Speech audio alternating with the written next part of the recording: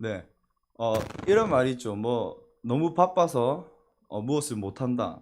이런 말을 할 때, 너무 바빠서 못한다. 이런 말에는 어떤 의미가 담겨져 있냐면, 너무 바빠서 또 아이들과 놀아줄 시간이 없다라고 말하는 아빠는, 동아리 모임에는 늘 참석을 하죠.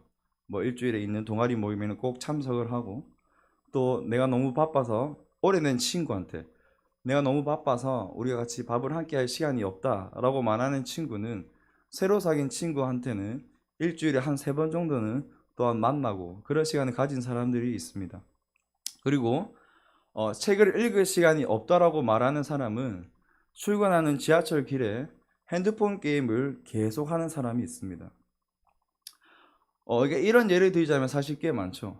그러니까 너무 바빠서 무엇을 못한다. 이것은 사실 지금 그곳에 내 관심과 내 정성이 없기 때문에 그것을 우선순위로 두고 있지 않기 때문에 안 하고 있다라는 그런 의미인 거죠. 그러니까 내가 지금 이것보다는 당장 내가 이것을 하기 원하기 때문에 너무 바빠서 이것을 못합니다 라고 그렇게 이야기하는 거죠. 그리고 성경학자인 이 웨이드 윌슨 토저라는 사람이 이렇게 이야기했는데, 열심히 있는 그리스도인들이 가장 범할 수 있는 가장 보편적인 실수는 무엇이냐면, 하나님의 일이 너무 바빠서 하나님과 교제하는 것을 게을리하는 것이 가장 보편적인 실수라고 이야기합니다. 그러니까 내가 하나님을 위해서 일하는 게 너무 바쁘다 보니까 정작 하나님과 교제하는 시간을 가지고 있지 않다는 거예요. 근데 여러분, 이 하나님과 교제하는 시간이 없으면 우리는 이 중요한 것을 잊어버리고 사는 것과 마찬가지입니다. 그리고 이 토조 박사 계속 이야기하기를, 이제 이런 사람들, 즉 하나님의 일이 너무 바빠서 하나님과 교제하는 시간을 갖지 않는 사람들은 조만간 시간이 지나면 하나님의 일을 더 이상 하지 않을 것이고 의욕이 사라질 것이다. 그리고 그 사람들은 시험에 들 가능성이 많아진다라고 이야기합니다. 왜냐하면 하나님과 교제를 통해서 어떤 얻어지는 충만함과 은혜와 그 마음의 평안과 안식과 다양한 은혜들이 있단 말이죠. 근데 이것들을 누리지 않고 이런 교제들을 하지 않으면 더 이상 하나님의 일들을 계속할 수 없다라는 거예요. 왜냐하면 일만 계속 보이기 때문에. 그렇기 때문에 우리가 가장 필요한 것은 무엇이냐면, 내가 바쁘더라도, 아무리 바쁘더라도 하나님과 교제하는 시간은 반드시 있어야 된다는 겁니다. 오늘 사실 예수님의 하루를 살펴보게 되면 오늘 본문 앞에 나옵니다. 예수님의 하루는 굉장히 바빴습니다. 이 본문이 나오기 전날에는 안식일이었거든요. 안식일이라서 예수님이 이제 해당에 들어가셔서 많은 사람들에게 설교를 하셨어요. 이렇게 막 복음을 전하다가 뜬금없이 이제 귀신 들린 사람이 튀어나와가지고 막 소리를 지르는 거예요. 그래서 예수님이 그 사람도 고치고 또 설교를 하고 그렇게 오전 일과를 사실 마무리했습니다. 근데 여러분, 설교를 하고 이렇게 귀신이 쫓는다는 것은 상당한 에너지가 드는 일이죠. 그리고 이제 너무 피곤하셔가지고 잠깐 쉬시기 위해서 베드로 집으로 오셨어요. 쉬기 위해서. 근데 베드로 집에 오니까 뜬금없이 베드로의 장모가 아파하고 누워 있는 거예요. 그래서 예수님이 장모도 고쳐주셨습니다. 그리고 이제 해가 저물고 저녁이 되었는데 예수님이 오셨다라는 이 소식을 듣고 모든 수많은 사람들이 예수님을 보기 위해서 찾아왔어요. 어떤 사람들이 찾아왔냐면 병자들, 귀신 들린 자들, 이 사람들이 예수님을 만나기 위해서 찾아왔어요. 그러니까 예수님이 그 사람들한테 집에 가라 이렇게 할 수 없죠. 한 사람 한 사람 다 병을 고치고 귀신을 쫓아내고 그렇게 해서 그 바쁜 하루를 마무리하셨습니다. 근데 오늘 본문 35절을 잠깐 한번 보겠습니다. 같이 한번 읽어보겠습니다. 시작. 새벽 아직도 밝기 전에 예수께서 일어나 나가 한적한 곳으로 가사 거기서 기도하시더니. 아멘. 이런 바쁜 하루를 지내고 나서 그 다음날 예수님의 하루의 시작은 어떻게 되었습니까? 새벽 아직 밝기 전에 예수님이 일어나셔서 기도하셨다라고 이야기합니다. 사실 이 새벽 아직 밝기도 전, 이 유대인들의 시간 기준에서 이 시간은 사실 새벽 3시에서 6시 사이를 의미하고 있어요. 그러니까 아직 해도 뜨지 않았고 많은 사람들이 잠을 자고 있는 그 시간에 예수님은 일어나셔서 기도하셨다는 거죠. 사실 전날의 스케줄을 보면 굉장히 빡빡하고 피곤한 그런 하루를 보냈음에도 불구하고 지금 예수님은 새벽에 일어나셔서 기도하러 나가셨어요. 이 예수님의 기도는 그냥 습관적인 게 아니에요. 내가 하루라도 빠지면 찝찝하기 때문에 기도하는 게 아닙니다. 내가 하루라도 기도 안 하면 하나님한테 혼날까봐 그런 두려운 마음으로 기도한 게 아니에요. 예수님에게 기도는 즐거운 시간입니다. 왜? 그 시간 가운데 하나님으로부터 쉼을 얻고, 하나님으로부터 다시 힘을 얻고, 또 그 기도 가운데서 내가 하나님을 위해서 어떻게 살아야 될 것인가, 그런 방향을 잡는 시간이었기 때문에 예수님에게 기도는 즐거운 일이었고 꼭 필요한 시간이었습니다. 그리고 예수님은 이 기도를 언제 할 것인가 시간을 계획하셨죠.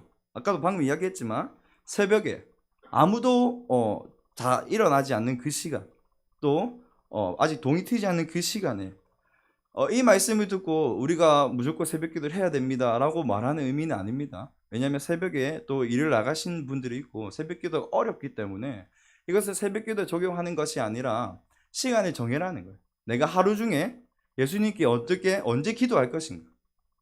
사실 하나님이 우리에게 주신 선물이 있어요. 부자든 가난한 자든 유명한 자든 평범한 자든 모든 사람에게 동일하게 준 선물은 뭐냐면 바로 하루라는 시간이에요. 24시간. 내가 이 24시간을 어떻게 쓰느냐, 이것을 모든 사람이 공평하게 다 받은 시간이란 말이죠. 그러니까 우리는 이 24시간이라는 시간 중에서 내가 하나님 앞에 언제 기도할 것인가 라는 그 시간을 정해야 된다는 겁니다. 내가 하나님이 주신 이 하루 시간에 정말 주님과 이 시간에 내가 기도하겠습니다 라고 해서 그 시간을 사실 빼야 돼요. 그래서 이 시간이 아무리 바빠도 이 시간만큼은 여러분들이 우선적으로 할애를 해야 된다는 거예요. 그래서 아침에 일어나든지 아니면 우리가 밤에 잠들기 전에든지 내가 주님과 언제 기도를 할 것인가, 그런 시간을 정해놓고 한번 기도해 보십시오. 그리고 이제 여러분들이 시간을 만약에 정하셨다면 이제 기도할 수 있는 장소를 고르셔야 됩니다. 오늘도 35절에 보면 예수님이 지금 한적한 곳에 나가셔서 기도했다라고 이야기합니다. 한적한 곳, 장소를 구별했다라는 거죠. 그러니까 지금 그곳에는 머물고 있는 곳에는 제자들이 자고 있기 때문에 거기서 기도하면 놀라서 깨겠죠. 그래서 그 앞에는 지금 예수님이 계신 곳은 갈릴리 호숫가였기 때문에 호수가 컸습니다. 거기는. 그래서 그냥 아무렇게나 나와서 지금 아무도 없는 곳, 한적한 곳에 나가셔서 예수님이 기도하셨다라고 이야기합니다. 그 외국 영화에 보면 워룸이라는 영화가 있습니다. 워룸. 근데 이제 한국으로 들어오면서 이게 기도의 힘이라는 그런 영화가 상영이 된 적이 있었어요. 제가 이걸 어떻게 하다 봤는지 모르겠어요. 누가 추천했나 한번 봤거든요. 근데 굉장히 영화가 재밌고 유익합니다. 시간 되시면 한번 보시고. 이 영화의 내용이 뭐였냐면 이제 주인공인 엘리자베스라는 여자가 나오는데 이 엘리자베스는 그의 남편 토니가 있고 또 딸이 있습니다. 그래서 남들이 봤을 때는, 겉으로 봤을 때는 굉장히 화목한 가정으로 비춰져요. 돈도 많고 뭐 딸도 있고. 그래서 막 사람들이 있을 때는 화기애애하고 막 친한 척하고 우리 화목한 가족입니다 이렇게 이야기하는데 집에만 들어오면 싸우는 거예요. 눈 마주치면 싸우고 말하면 싸우고 계속 싸움이 일어나는 그런 불행한 가족이었어요. 그래서 남편과 싸움이 워낙 심하다 보니까 남편과 말도 하지 않았습니다. 그리고 남편은 부인과 계속 싸우다 보니까 어떻게 되냐면 눈길이 이제 밖으로 돌아가는 거죠. 그런 상황 가운데 이 엘리자베스의 직업은 부동산 중개업이었어요. 그래서 손님을 만났는데 한 노부인인 클라라라는 사람을 만나게 돼요. 그래서 처음에 만나서 이제 막 일적인 이야기를 하다가 이제 클라라에게 자기의 고민을 이야기했습니다. 엘리자베스가. 사실 나에게 고민이 있는데 내가 남편과 사이가 그렇게 썩 좋지는 않다. 이게 어떻게 해야 되느냐? 클라라도 얘기하는 거예요. 사실 나도 남편과 사이가 좋지 않았다. 그러면서 이 엘리자베스를 한 방으로 데리고 갔어요. 그 집 안에 있는 한 방. 근데 그 방을 클라라가 워룸이라 불렀습니다. 사실 워룸이라는 뜻은 작전실이라는 의미를 가지고 있거든요. 그러니까 그 워룸은 뭐냐면 클라라에게 문제가 생기면 하나님 앞에 기도하면서 작전을 짜는 곳이에요. 그 방에 들어가면 포스트잇으로 성경 구절이 다 붙여져 있었어요. 어떤 트러블이 일어날 때마다 필요한 성경 구절을 붙여놓고 그 구절을 붙들고 기도하기 시작한 거예요. 그랬을 때 클라라가 남편과의 관계가 회복이 돼요. 그것을 뛰어넘어서 이제는 클라라가 지도를 붙여놨어요. 전 세계 지도. 그러니까 세계 지도를 붙여놓고 나라를 위해서, 세계를 위해서 계속 기도하는 거예요. 그리고 다른 또 기도 제목이 필요하면 그 기도 제목을 위해서 기도하는 거예요. 그러니까 기도하는 자신만의 공간을 만들어 놨어요. 그러면서 엘리자베스에게 추천했어요. 당신도 당신의 집 안에 있는 공간을 만들어 보십시오. 그래서 엘리자베스가 이제 집으로 돌아왔어요. 한참 고민을 하다가 가면 어느 방을 내가 한번 기도의 방으로 만들어 볼까 하다가 드레스룸인가 아니면 빈 방이 있어가지고 엘리자베스가 그 방에 들어가서 생전 기도를 안 해보다가 하려니까 어색하잖아요. 그래서 뭘 했냐면, 하나님, 난 남편 너무 싫어요. 남편 너무 싫어요. 이렇게 기도를 시작했어요. 그래서 막 기도하고 있는 그 순간에 그거 기도하다가 하나님의 마음을 깨닫게 되는데, 사단이 자신의 가정을 이렇게 와해시키려는 그런 계획을 그가 깨닫게 됩니다. 그러면서 그가 야고보서의 말씀에 보면 사단의 대적해라는 말씀이 있죠. 그러니까 그 말씀을 외치면서 그 엘리자베스가 기도하기 시작했어요. 그러면서 사단아, 너는 우리 가정 가운데 방해를 일으키지 못한다. 우리의 가정은 하나님이 지키시는 가정이다. 그래서 너희는 더 이상 나를 방해할 수 없다. 이렇게 막 기도하기 시작했습니다. 그러면서 엘리자베스가 하나님의 마음을 깨닫게 되니까 이 사람이 변화가 일어난 거예요. 그러면서 뭐라 하냐면 남편에게 찾아가서 사과를 해요. 그러면서 남편과 이제 관계가 회복되는 그런 영화입니다. 그러니까 한 사람이 기도하다가 하나님의 마음을 깨닫게 되니까 사실 가정이 변화되는 거죠. 그러니까 그 엘리자베스가 하나의 방을 만들었던 것처럼 사실 여러분도 기도할 수 있는 공간을 확보하셔야 돼요. 사실 한국 가정 이게 집안상 그게 쉽지 않거든요. 왜냐면 막 방언을 기도하면 소음이 일어나죠. 주변에 일어나고. 저도 제 방에서 막 이야기하면 다 들리거든요. 별로 방음이 안 돼가지고. 그러니까 사실 제일 좋은 건 교회죠, 여러분. 교회 오셔서 기도하는 게 제일 좋습니다. 왜냐면 우리 교회는 하나님의 임재도 있고 기도하기 편한 사실 교회가 몇 없습니다, 여러분. 밤이 되면 관리집사님 문 잠가버리고 밤늦게까지 기도하면 나가라요. 나가라 이러면서. 그러니까 기도할 수 있는 교회가 많이 없거든요. 그러니까 여러분 뭐 정말 너무 바쁘시면 여러분이 출근하면서 차 안에서 하셔도 되고 기도할 수 있는 공간을 여러분 확보하셔가지고 그 기도하는 가운데 하나님을 만나는 하나님의 그 뜻을 깨닫는 경험을 하셔야 됩니다. 지금 예수님도 마찬가지죠. 아무도 방해받지 않는 한적한 곳에 나오셔서 기도하기 시작하셨어요. 그래서 여러분들도 정말 시간과 장소를 정해놓고 기도해 보십시오. 근데 이제 우리가 기도했을 때 중요한 점이 있습니다. 우리 이사야서 6장 8절 말씀 같이 한번 읽어보겠습니다. 시작. 내가 또 주의 목소리를 들으니 주께서 이르시되 내가 누구를 보내며 누가 우리를 위하여 갈고 하시니 그때 내가 이르되 내가 여기 있나이다. 나를 보내소서 하였더니. 아멘. 여러분들 잘 아시는 말씀이지만 이사야 선지자가 하나님 앞에서 기도하는 가운데 환상을 보게 됩니다. 어떤 환상을 보냐면 하늘 보좌에 계신 하나님을 보고 그 하나님의 옷자락에 성전을 가득히 덮고 그 천사들이 하나님을 찬양하는 환상을 보게 돼요. 근데 이 하나님의 영광이 가득한 임재를 그가 보게 되니까 사실 구약 시대에는 이제 그런 거 보면 죽잖아요. 그래서 내가 죽게 생겼구나 이랬는데 천사가 다가와서 괜찮다. 하나님이 용서해 주셨어. 이렇게 해서 이제 그렇게 있었는데 그 다음에 나오는 구절이 바로 오늘 읽었던 구절이에요. 자기가 그렇게 하고 있는데 갑자기 그때 하나님의 음성이 그에게 들려오기 시작했습니다. 어떤 음성이죠? 내가 누구를 보내면 누가 우리를 위하여 갈 거라는 음성이 들린 거예요. 그래서 사실 여러분 우리가 하나님의 음성을 들을 수 있는 것 또한 은혜인 거죠. 내가 예수 그리스도를 믿고 하나님의 자녀가 되었잖아요. 하나님의 전적인 은혜로. 원래 음성을 들을 수 없는 존재였지만 하나님의 그 은혜로 우리가 하나님의 음성을 들을 수 있다는 것 자체가 은혜인 거예요. 그러니까 원래 이사야도 하나님의 음성을 들을 수 없는 존재였지만 하나님의 은혜로 그가 자녀가 되었고 하나님의 음성을 들을 수 있는 거죠. 그러니까 우리도 기도하는 가운데 하나님의 음성을 들을 수 있다는 것은 너무나 큰 은혜라는 거예요, 여러분. 자, 그가 하나님의 음성을 듣게 되는데 아까도 이야기했지만 이렇게 얘기하시죠. 하나님께서 내가 누구를 보내며 누가 우리를 위해서 갈고 라는 음성을 듣게 돼요. 주기도문 보면 이런 말이 있습니다. 뜻이 하늘에서 이루어진 것 같이 땅에서도 이루어지다. 그러니까 하나님의 그 뜻이 이 땅 가운데 이루어져야 되는데 누구를 통해서 이루어지기 원하십니까? 바로 교회인 저와 여러분을 통해서 그 하나님의 뜻을 이루기 원하시는 거죠. 그러니까 하나님은 우리를 통해서 계속해서 일하길 원해요. 다른 사람들이 아니에요. 저와 여러분을 통해서 일하기 원하십니다. 그러니까 하나님은 계속 물어보는 거예요. 누가 내 일을 위해서 갈 사람이 어디 있느냐? 내 마음을 가지고 정말 내 뜻을 향해서 갈 수 있는 사람이 어디 있느냐? 그런데 이 말은 이사야에게 한 말이 아니에요. 그냥 하나님이 하신 말이에요. 누구를 보내지?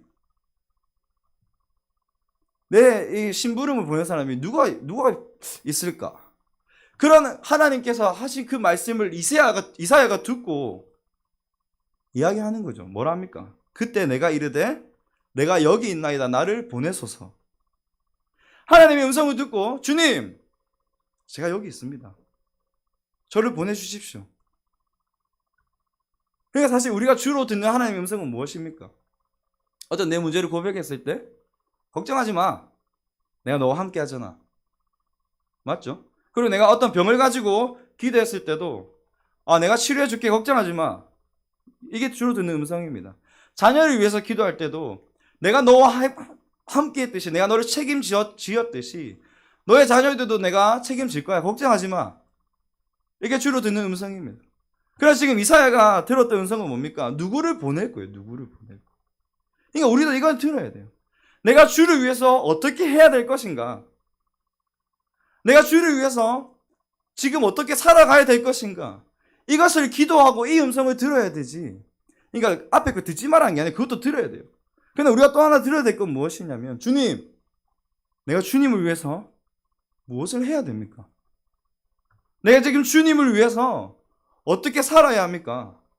그런 음성 또한 우리가 들어야 된다는 겁니다. 그러니까 나를 향한 주님의 그 뜻을 내가 발견하게 되면 당연히 우리는 이 땅에서 사명자로서 살아갈 수밖에 없어요. 왜냐하면 하나님 나에게 주신 사명이 있기 때문에. 근데 많은 사람들이 이렇게 기도하죠. 직업을 위해서 기도해요. 내가 뭐 해야 됩니까? 근데 직업은 중요하지 않습니다.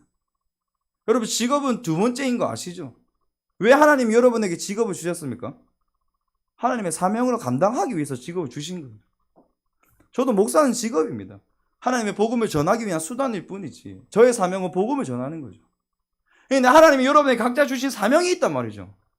그 사명 때문에 직업이 필요한 건데 자꾸 그 사명이 아니라 직업만 놓고 기도하니까 내가 뭘 해야 되는지 모르는 거예요. 사람들이.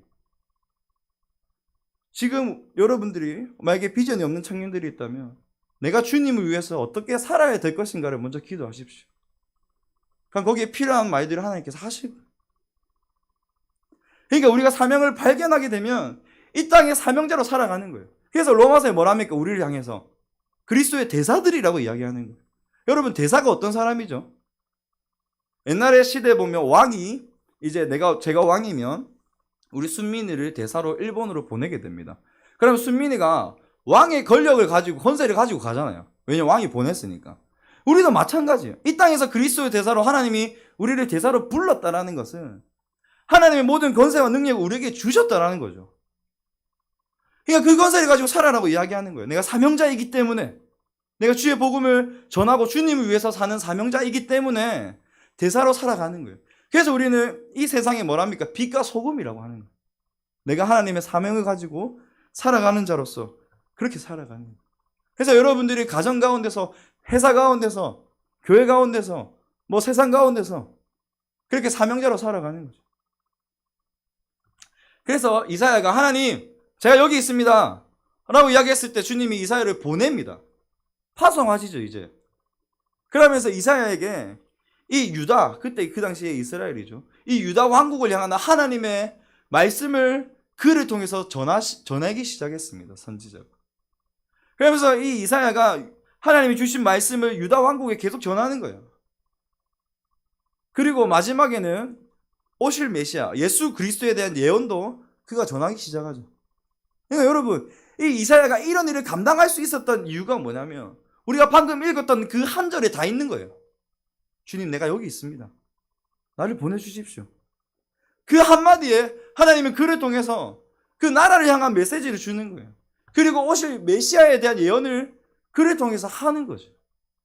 그러니까 여러분, 이 하나님의 음성을 듣고 순종하는 그 기도 가운데 하나님이 일하신다는 겁니다. 그러니까 우리도 들어야 될 음성은 무엇이냐면 주님이 나에게 행하시고자 하는 게 무엇인가? 나를 위해서 어떻게 하실 것인가? 그 음성을 들어야 된다는 겁니다. 그리고 우리 사도행전 13장 2절에서 3절 같이 한번 읽어보겠습니다. 시작.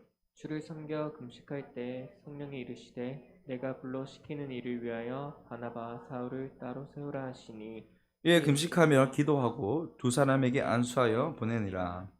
안디옥 교회 이야기인데, 안디옥 교회에서 이제 선교사를 파송하려고 하다 보니까 사람을 보내야 되잖아요. 그래서 어떤 사람을 세울까? 이 사람이 금식하면서 기도했다 했습니다. 여러분 금식 기도 해보셨습니까? 해보셨죠? 저는 대학생 때 이 CCC라는 선교 단체에 들어갔어요. 저희 CCC는 뭘 하냐면 겨울이 되면 2박 3일 동안 금식 수련회를 합니다. 그러니까 2박 3일 동안 대학생 애들을 기도원에 잡아놓고 못 나오게 해가지고 소금을만 먹이는 거예요. 소금만 먹이면서 네가 여기서 기도해라 이렇게 하거든요. 장난 아닙니다, 여러분. 밖에서 막 오뎅 파는데 못 먹고 막 냄새만 맡고 이렇게 거지같이 그렇게 2박 3일 동안 지내거든요. 근데 뭘 기도하냐면 가기 전에 이제 수첩을 줘요. 기도 수첩. 너희가 100가지 기도 제목을 다 적어온나? 그래서 그 2박 3일 내내 100가지만 기도하고 있는 거예요. 그래서 사실 여러분 금식 기도는 내 기도 제목이 이거니까 들어주세요 하는 게 아니거든요. 금식 기도는 뭡니까? 하나님의 뜻을 깨닫기 위해서 하는 거예요. 왜? 금식하게 되면 내 육체가 비워지게 되거든요. 그러면서 하나님의 그 음성에 더 민감하게 귀 기울이기 위해서 금식하는 거예요. 내 뜻을 그냥 내 소원을 들어주세요라고 얘기하는 게 아니라. 그러니까 여러분, 이 기도할 때 우리한테 필요한 자세는 뭐냐면 하나님께 집중하는 거예요. 하나님이 나에게 뭐라고 말씀하시는가? 하나님이 나에게 뭘 원하시는가에 집중하는 거지. 내 소원을 이루기보다는, 내 소원을 아뢰기보다는 주님이 나에게 뭐라고 말씀하시는가? 거기에 귀 기울이는 게 우리가 취해야 될 자세라는 겁니다. 그래서 귀를 기울였을 때 하나님 우리가 말씀하시잖아요. 그럼 어떻게 됩니까? 거기에 순종하는 거죠. 주님 제가 그렇게 하겠습니다. 우리 전도서 5장 1절 같이 한번 읽어보겠습니다. 시작. 너는 하나님의 집에 들어갈 때에 내 말을 삼갈지어다. 가까이하여 말씀을 듣는 것이 우매한 자들이 재물을 드리는 것보다 나으니 그들은 악을 행하면서도 깨닫지 못함이니라. 자, 그렇죠. 하나님의 집에 들어간다 이 말은 뭐냐면 쉽게 얘기해서 구약시대는 성전이니까 성전에 예배하러 들어간다는 의미입니다. 자, 우리도 마찬가지로 예배를 드릴 때 예배 드리는 사람의 필요한 태도는 무엇이냐면 우매한 자들이 재물을 드리는 것보다 뭐가 낫냐면 말씀을 듣는 게 더 낫다라는 거예요. 그러니까 많은 사람들이 착각하는 게 뭐냐면 내가 교회를 왔기 때문에 내가 지금 말씀을 듣고 있기 때문에 예배를 드리기 때문에 괜찮다라고 얘기한단 말이죠. 근데 이것보다 더 중요한 건 뭐냐면 하나님의 말씀을 듣는 것, 이 듣는다는 의미는 뭐냐면 귀를 기울여서 들을 뿐만 아니라 말씀에 순종하는 것까지 포함되어 있어요. 이 단어는. 그러니까 예배를 드릴 때 필요한 자세가 뭐예요? 말씀을 귀 기울여 듣고 그 말씀에 하나님 오늘 나에게 말씀을 주셨으면 적용하는 것까지 들어가야 된단 말이죠. 근데 많은 사람들 자꾸 온 것에 집중해요. 내가 예배를 드리고 왔다. 사실 제가 앞에 사역했을 때 옛날에 저희 때는 이렇게 교회 오기만 해도 좋아하지 않았잖아요. 교회 오면 어떻게 했습니까? 너 하나님 믿어야 돼. 예수님 믿어야 돼. 근데 많은 사람들이 어떻게 하냐면 교회 온 것만 해도 칭찬하는 거. 아따 지금 잘 시간인데 네가 와가지고 너무 좋다. 사실 거기에 만족하면 안 되거든요. 우리가 만족해야 될 부분은 어디냐면 왔을 뿐만 아니라 말씀을 듣고 순종하는 자세까지 나가는 거예요. 그래서 저도 한 몇 주간 상태가 매력일 때가 있었어요. 그래서 목사님 저를 부르시더니 요즘 네가 너무 좀 그렇다. 그래서 다시 기도를 좀 해보는 게 어떻겠냐라고 말씀하셨어요. 그래서 내가 하나님 주신 말씀이라고 듣고 알겠습니다 하고 이제 어떻게 했냐면 이제 주일날 하나님이 목사님을 통해서 우리에게 말씀하시잖아요. 그러면 주일 말씀을 제가 운동하면서 계속 들었어요. 그 앞에는 사무엘에 대해서 이야기하셨죠. 사무엘이 기도하신 것에 대해서. 그러니까 운동하면서 계속 걸으면서 듣는 거예요. 들으면서 제가 그 말씀 가운데 무엇을 깨달았냐면 지금 기도하는 가운데 내 모습이 너무 안일하다는 거예요. 하나님 반드시 내 기도 들어줄 걸 알기 때문에 그게 안일하게 살고 있는 거예요. 내가 주를 위해서 어떻게 살아야 될지 관심이 없고. 그래서 내가 기도하는 가운데 이거 잘못됐구나. 그러면서 이제 기도하기 시작했습니다. 그런데 기도했을 때 하나님이 제 모습을 비춰주는 거예요. 내가 지금 하나님 앞에 집중하지 못하고 있는 부분이 어떤 모습인가. 그러면서 계속 수정시켜 나가는 거죠. 이번 주도 마찬가지입니다. 다윗에 대해서 이야기했잖아요. 하나님과 동행하는 다윗, 말씀과 동행하는 다윗. 그래서 제가 이번 주 가운데 계속 물어봤어요. 하나님, 내가 무엇을 해야 합니까? 어떤 말씀에 순종해야 될까요? 그래서 하나님 저에게 말씀하신 건 그거였어요. 제 개인적으로한테는 최선을 다해라는 거예요. 지금 네 앞에 있는 일에 대해서 최선을 다해라. 제한테 필요한 말씀이었거든요. 그렇다고 해서 내가 대충 한 건 아니지만 최선을 다해라는 거예요. 그러니까 여러분, 우리 청년부도 이제 이거 할 거예요. 주일날 말씀 들으면 이제 제가 지금은 임시 리더니까 이게 정리를 하는 거예요. 정리해서 단톡방에 이제 올려줬어요. 그리고 은희가 이제 녹음해주니까 그 원본도 올려주고. 그러면서 계속 그거 들으라는 거예요. 듣고 말씀을 적용해라는 거예요. 나에게 필요한 말씀. 그게 살아보는 거예요. 삶에서. 그리고 그것을 나누는 거예요. 그게 셀 모임이죠, 여러분. 그러면서 그 은혜를 나눈 겁니다. 그러니까 우리도 마찬가지예요, 여러분. 말씀을 듣고 기도할 때 중요한 건 뭐예요? 하나님이 말씀하신 것에 우리에게 이야기하신 것에 순종하는 데까지 걸어 나가야 된다는 거죠. 시편 119편 105절 같이 한번 읽어보겠습니다. 시작. 주의 말씀은 내 발의 등이요 내 길의 빛이니이다. 아멘. 말씀은 뭐냐면 하나님의 말씀이 우리 발의 등이고 빛이다. 이 말이 뭡니까? 내 앞길을 비춰주는 거죠. 등불과 빛을. 내가 길을 모르고 어두운 가운데 있을 때 앞길을 비춰주는 게 그 빛과 등불이 하는 역할이잖아요. 말씀도 마찬가지예요. 우리의 삶을 걸어갈 때 어떤 문제가 생기고 어려움이 생길 때 그것을 인도해 줄 수 있는 게 바로 말씀이라는 거예요. 그렇기 때문에 우리가 말씀을 읽어야 되는 이유가 여기 있다는 거죠, 여러분. 지금도 여러분 구약 성경을 계속 읽고 있잖아요. 그러니까 그것을 통해서 하나님이 나를 어떻게 인도하시는가 그것을 경험하셔야 됩니다. 그렇기 때문에 우리는 이 말씀을 읽고 들으면서 하나님의 말씀이 나에게 뭐라고 말씀하시는가 거기에 귀 기울여 들어야 된다는 거죠. 아까도 얘기했지만 예수님의 생애를 보면 여러분 기도하는 시간을 꼭 가지셨거든요. 아까 오늘 본문도 읽었지만 바쁜 하루가 지나고 하루가 시작될 때에도 기도를 시작하셨죠. 뿐만 아니라 예수님은 공생의 사역을 시작하셨을 때 이제 40일 동안 강야에서 마귀에게도 시험을 받으시고 또 하나님과 동행하는 시간이 가지셨습니다. 그것뿐만 아니라 우리 누가복음 6장 12절에서 13절 같이 한번 읽어보겠습니다. 시작. 이때 예수께서 기도하시러 산으로 가사 밤이 새도록 하나님께 기도하시고 밝음에 그 제자들을 부르사 그 중에서 열두를 택하여 사도라 칭하셨으니. 아멘. 자, 예수님이 12절 보십시오. 기도하시러 산에 올라갔는데 밤이 새도록 기도했다는 거. 왜요? 누구를 뽑아야 되니까? 그렇죠. 12제자를 뽑아야 되니까 밤이 새도록 기도하셨다는 거예요. 그러니까 중요한 일을 앞두고 우리 예수님도 기도하셨어.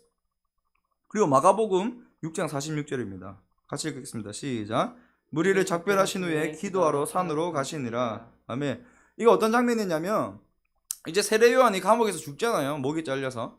죽고 나서 예수님이 이제 어린 양의 길을 예비하는 사람이 죽었으니까 자기가 십자가를 질 그 시간이 다가온 거예요.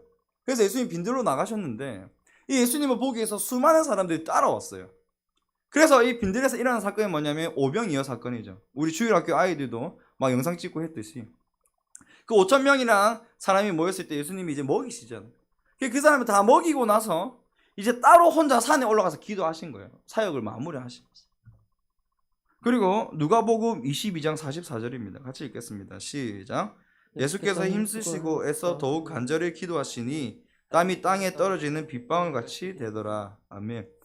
이것은 이제 십자가에 잡히기 마지막 날 밤이죠. 그때도 예수님 뭐 하셨습니까? 겟세마네 동산에 올라가서 기도하신 거예요. 나의 뜻대로 하지 마시고 아버지의 뜻대로 되기 원합니다. 끝까지 기도하신 거예요. 마지막 날까지. 그러니까 예수님은 인생의 모든 그 순간순간마다 어떠한 일이 있을 때마다 기도하는 시간을 충분히 확보하시고 기도하는 시간을 자신이 할애했어요. 거기다가 내가 기도해야 된다. 가서 기도하시고 올라가서 기도하시고 제자들 보고 너가 먼저 가 있어라. 그 올라가서 또 기도하시고 나머지 제자들과 같이 가고. 그러니까 예수님은 하나님과 친밀한 시간을 보내셨고 또 나머지 시간은 누구와 보냈습니까? 제자들과 함께 하셨죠. 오늘 우리가 설교 제목처럼 주님과 함께 하셨고 그 다음에는 제자들과 함께 하셨어요. 그래서 이제 마을 옮겨 다닐 때마다 제자들과 수많은 이야기를 하셨겠죠. 말씀도 이야기하시고 우리가 어떻게 해야 되는지도 이야기하시고 디트리 본헤퍼라는 이 사람이 있는데 이 사람은 제2차 세계대전이 일어났을 때 이제 독일이 패망하기 한 달 전에 이 사람이 히틀러에 의해서 죽게 됩니다. 근데 이 사람이 남긴 책이 뭐냐면 신도의 공동생활입니다. 신도의 공동생활. 그 책에 보면 이런 말이 있습니다. 주님과 혼자 있기를 즐기지 못하는 사람은 공동체와 함께하기를 삼가라 이렇게 이야기하는 거예요. 그러니까 하나님과 함께하는 시간을 확보하지 않으면서 공동체에 가서 우리가 어떤 선한 영향을 끼칠 수 있겠냐 이 말인 거죠. 왜요? 주님과 함께할 때 내 안에 하나님의 은혜가 채워지잖아요. 내 안에 은혜가 있고 말씀이 있으면 그 은혜와 말씀을 통해서 공동체에 가게 되면 선한 영향을 끼칠 수 있단 말이죠. 근데 내 안에 아무것도 없는데 그냥 사람을 만나고 모임을 하면 어떻게 돼요? 그냥 내 안에 있는 공허한 말만 이야기한단 말이죠. 그러면 나한테도 도움이 안 되고 이 사람한테도 도움이 안 된다라는 거예요. 그래서 주님과 함께 있기를 즐기지 못하는 사람은 공동체와 함께 있는 것을 삼가라고 이야기하는 거예요. 반대로 공동체와 함께하는 것을 즐기지 못하는 사람은 혼자 있는 것을 삼가라고 이야기하는 거예요. 이 말도 뭡니까? 사람들과 함께하는 것은 싫어해요. 그래서 혼자 있는 걸 좋아한단 말이죠. 근데 혼자서 뭐 하냐면 막 말씀도 보고 막 기도도 많이 본다고 막 자기는 이야기합니다. 근데 정작 만나서 이야기해보면 뭐가 없냐면 열매가 없는 거예요. 내가 말씀을 보고 막 기도는 열심히 하는데 정작 3대로 살아가지 않으니까 열매가 없고 깊이가 없어서 이 사람 또한 별 도움이 안 되는 거예요. 그러니까 여러분 우리가 이 공동체 생활 가운데 해야 될 필요한 건 뭐냐면 첫 번째는 주님과 함께 하는 거예요. 그리고 두 번째는 사람들과 함께 지내는 거죠. 내 안에 하나님의 은혜가 채워지면 그 채워진 은혜를 통해서 선한 영향력을 끼칠 수 있다라는 거예요. 그래서 우리가 믿음의 반석에도 영적으로 성장해야 될 이유가 뭐냐 물어봤을 때 그게 나오잖아요. 영적으로 내가 성장해야지만 많은 사람에게 선한 영향을 끼칠 수 있기 때문이죠. 그래서 우리는 혼자 있는 시간에 예수 그리스도로 채워야 됩니다. 하나님과 함께하는 그 시간.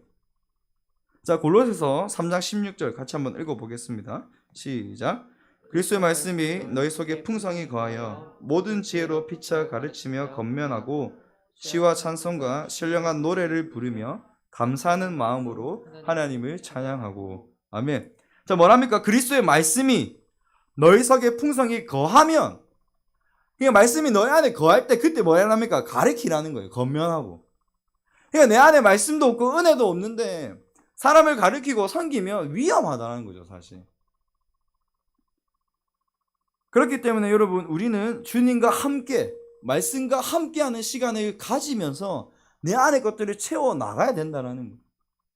자, 그리고 그 밑에 3장 17절입니다. 같이 한번 읽겠습니다. 시작.